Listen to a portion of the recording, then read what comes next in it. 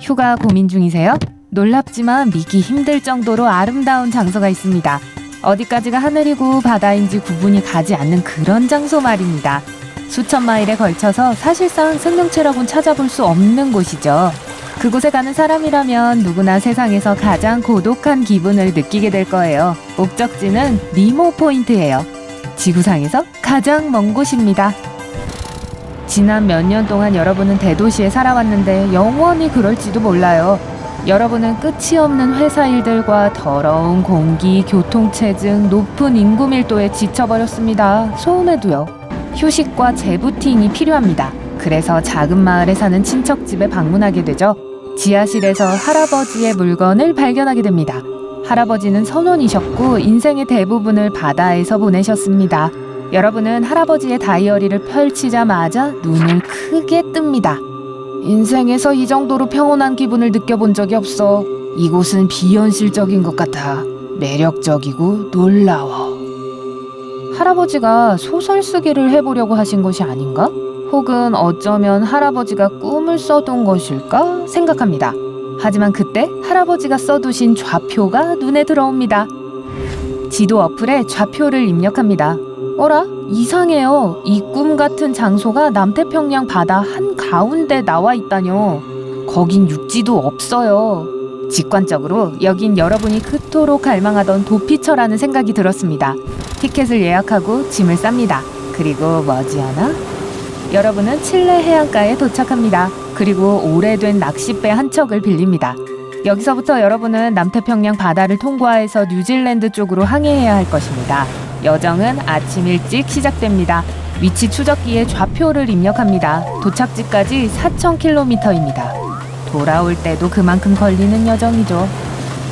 첫 주는 평온하고 경치는 장관입니다. 항해를 시작할 때 해안가에서 바다 사자들과 물에서 튀어오르는 돌고래들, 날아오르는 콘도르 독수리를 본 적이 있을 겁니다. 수평선 밑으로 육지가 사라지듯 할 때요. 문명과 야생에서 멀리 또 멀리 나아가며 여러분은 이미 외로움을 느끼고 있습니다. 하지만 이제 돌아가기란 없어요. 9일차. 심한 폭풍우를 만났군요. 배는 거의 뒤집혀질 지경이지만 가까스로 배가 물속에 가라앉지 않게 버텨냅니다. 갑자기 들이닥친 거대한 파도가 여러분을 덮치고 의식을 잃게 됩니다. 맑게 갠 하늘을 향해 눈을 뜹니다. 얼마나 된 거지? 먹을 것이 남아있는지 확인하러 달려갑니다. 끔찍하게도 식량 대부분이 바다에 떠내려갔습니다. 마실 물은 아직 있네요. 저기요, 왜 이렇게 조용한 거죠? 엔진! 확인하러 달려갑니다. 완전히 망가졌습니다. 공포가 엄습합니다. 돛은요? 심각하게 갈기갈기 찢어져 버렸지만 남아있는 건 그것뿐입니다. 여러분은 4일 동안 할 수 있는 최선을 다해서 항해를 합니다. 앞으로 거의 나아가지 않는 것 같은 느낌이 듭니다. 돛이 찢어져서가 아니라 바람이 거의 불지 않기 때문이죠. 사방이 파랗게만 보입니다. 바다와 하늘이 수평선에서 만납니다. 이곳은 사막이라고 불리는데 여기에서는 사실상 생명체가 없기 때문입니다. 물속을 들여다봅니다. 과연 어떤 해양 생물이 여러분 밑에서 시커먼 물속을 헤엄치고 있을까요? 그리 많지 않습니다. 여러분은 남태평양 소용돌이 속에 있습니다. 전 세계 바다에서 온 냉류의 흐름을 막는 조류가 섞여 있는 곳이죠. 그리고 가장 가까운 육지는 1600km 정도 떨어져 있습니다. 북쪽으로는 피트케온 섬, 북동쪽으로는 이스터 섬, 남쪽 방향인 남극 근처로는 마허 섬이 있습니다. 바람이 거의 불지 않는데 그 이유는 육지에서 너무 멀리 떨어져 있기 때문입니다. 이건 즉 생명을 유지하는 영양소들이 어떤 경유로든 이곳에 닿을 수 없다는 걸 의미합니다. 하지만 여러분은 절대로 혼자가 아닙니다. 어쨌든 여긴 태평양 바다입니다. 불의 고리에 둘러싸여 있고 거대한 지질판이 서로 미끄러져 맞닿아 있습니다. 마치 옷소매를 걷어 올리듯이 육지는 서로 모여 수중 화산을 형성합니다. 이런 산들이 폭발하면서 미생물에 영양을 공급하는 화학물질들을 분출합니다. 그리고 기괴하게 생긴 예티크랩 같은 더 큰 생물에 영양을 공급합니다. 여러분은 정처 없이 떠다니고 싶지 않아서 남극에 도착합니다. 거기서 임시로 노를 만든 후 노적기를 시작합니다. 15일차, 아마도요. 파도 한 점 없습니다. 너무 고요한 나머지 여러분의 심장 소리도 들을 수 있을 것만 같습니다. 태양은 지평선 아래로 미끄러져 내려가고 붉은 석양빛이 온 하늘을 비춥니다. 또 다른 지구에 있는 것 같아요. 다른 차원에 있는 것처럼요. 하늘은 위로 끝이 보이지 않고 아래로는 무한대 깊이의 바다가 있습니다. 인생에서 이 정도로 평온한 기분을 느껴본 적이 없어. 이곳은 비현실적인 것 같아. 여러분은 할아버지의 말씀을 떠올립니다. 매력적이고 놀라워. 자연과 하나가 된 느낌은 갑자기 바다 깊은 곳에서 들려오는 이상한 소리에 깨져버렸습니다. 청고래의 목소리보다 더 큰 소리였습니다.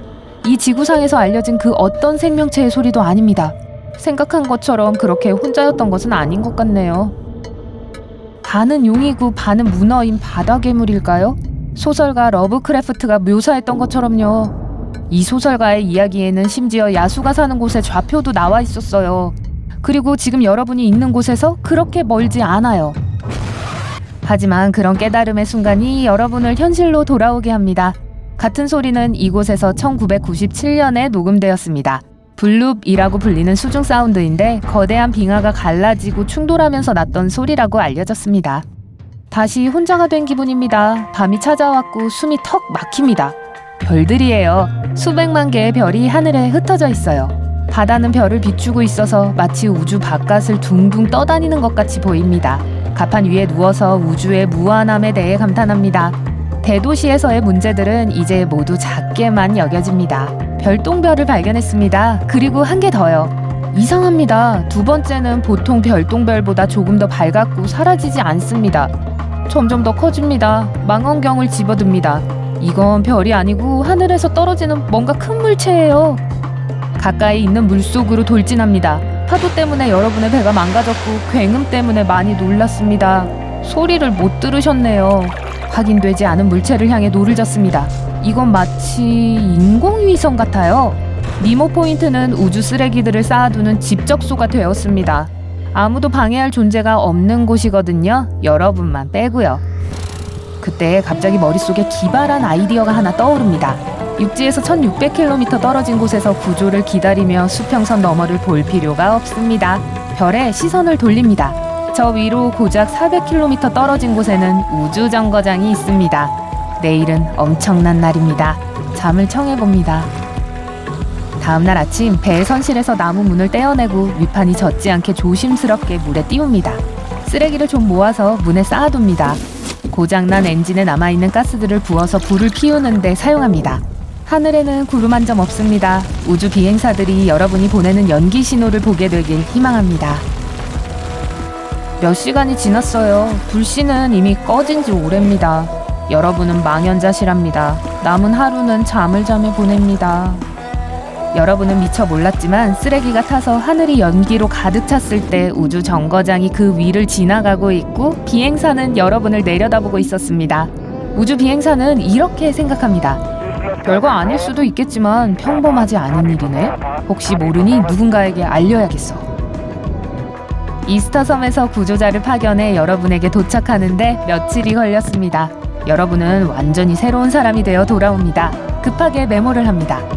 어쩌면 어느 날 여러분의 손자가 이 모험에 대해 읽게 될 겁니다. 아마 그 아이들에게도 영감을 주게 될지 몰라요. 오늘 새로운 것을 배웠다면 이 영상에 좋아요를 주고 친구와 공유하세요. 여기 여러분이 좋아할 만한 다른 멋진 비디오들이 있습니다. 왼쪽 또는 오른쪽을 선택하고 삶의 밝은 면에 머무르세요.